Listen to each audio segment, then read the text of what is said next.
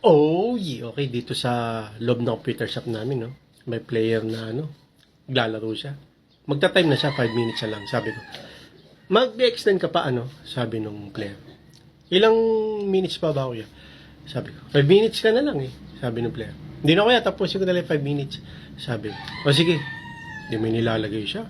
Sabi ko, ano yung nilalagay mo dyan? Sabi, hindi, kuya, ano to?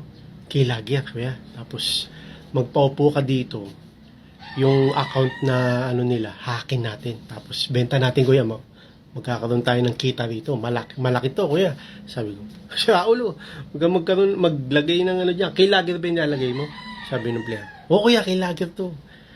Tapos yun nga, yung maglalagin dito. Pagkatapos maglaro, kukunin natin account, bebenta natin. Sabi ko, siya ulo, hindi masisave yan. Naka-dishless kami.